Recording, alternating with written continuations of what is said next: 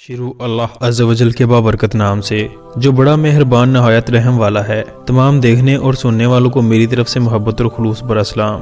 दोस्तों, कुरान करीम में अल्लाह अज़्ज़ व जल ने इरशाद फरमाया, जिसका तर्जमा है, और जिना के करीब भी ना जाओ, बेशक वो बड़ी बेहयाई और बुराई का रास्ता है। क्या आपको मालूम है कि जिना की इब्तदा कब और कैसे हुई? इस दुनिया में किस बदबख्त इंसान ने सबसे पहले इस गुनाह का इर्तिकाब किया? इस्लाम में जिना की सज़ा क्या है? इस मौजू के मुतल्लिक़ तमाम जवाबात हम आपको इस वीडियो में देंगे। वीडियो अच्छी लगे तो लाइक करें और चैनल को सब्सक्राइब करके हमें सपोर्ट करें।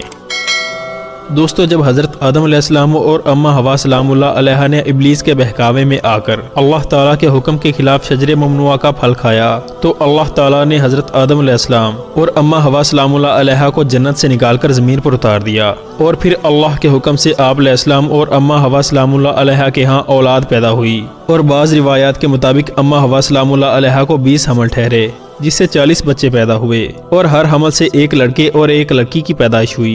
हजरत आदम अलैहिस्सलाम चूंकि कायनात आलम के सबसे पहले इंसान थे, इसलिए नस्ल इंसानी को आगे बढ़ाने के लिए एक हमल के लड़के की शादी दूसरे हमल की लड़की के साथ कर दी जाती, और दूसरे हमल के लड़के की शादी पहले हमल की लड़की के साथ कर दी जाती, और एक हमल के बहन भाई हुक्म खुदाबंदी से सगे बहन भाई करार पाते थे।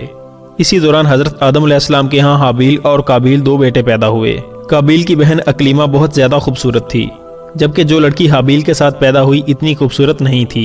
जब ये बच्चे जवान हुए और उनकी शादी का वक्त आया, तो काबील ने हाबील की बहन के साथ शादी करने से इनकार कर दिया और कहने लगा कि ये तो बिल्कुल भी खूबसूरत नहीं और मैं अपनी बहन अकलीमा के साथ शादी करना चाहता हूँ।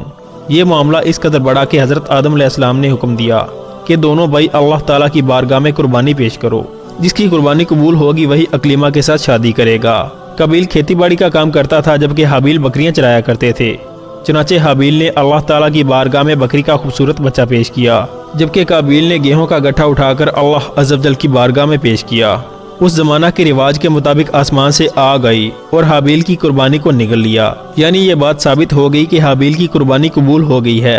इस पर काबील ने एतराज़ किया कि ज़रूर मेरे वालिद हजरत आदम अलैहिस्सलाम ने हाबील के हक में दुआ फरमाई है, जिसकी वजह से उसकी कुर्बानी कबूल हुई है। कुरान करीम में हाबील और काबील का किस्सा सूरतुल माइदा में आया है।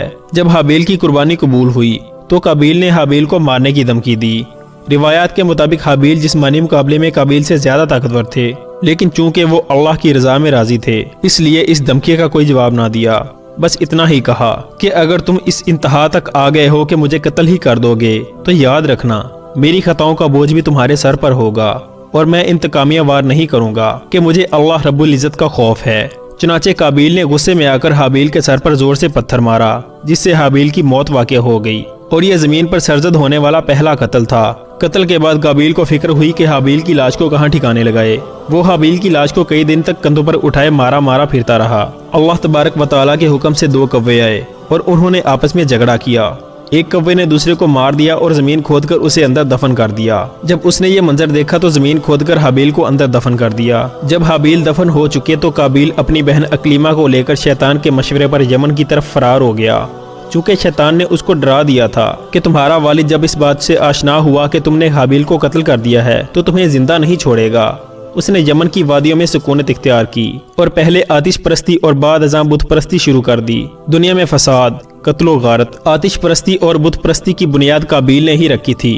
दुनिया की तारीख में उसने सबसे पहले जिना का इर्तिकाब भी किया। हजरत आदम अलैहिस्सलाम को हाबील के कत्ल का सख्त रंजो गम था, क्योंकि वो उनके जानशीन थे।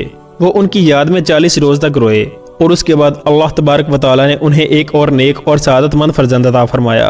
हजरत आदम अलैहिस्सलाम और हजरत हव्वा सलामुल्लाह अलैहा ने उस बेटे का नाम शीस रखा, जिसके मानी है अल्लाह का अतिया। हजरत शीस अलैहिस्सलाम को अल्लाह रब्बुल इज़्ज़त ने नबूवत से सरफराज फरमाया। इस तरह काबील ही वो पहला बदबख्त इंसान था जिसने जिना किया और जिसने सबसे पहले कत्ल किया।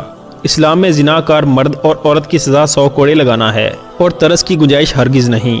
और अगर शादीशुदा मर्द या औरत जिना करें तो इस्लाम में उसकी सज़ा ये है कि उन्हें संसार कर दिया जाए, यानी पत्थर मार मार कर कत्ल कर दिया जाए, और ये सज़ा सरयाम यानी मजमा में हो, ताकि लोग इबरत हासिल करें। दुआ है कि अल्लाह रब्बुल इज़्ज़त तमाम मुसलमानों को इस कबीरा गुनाह से बचने की तौफीक अता फरमाए। आमीन सुम्मा आमीन।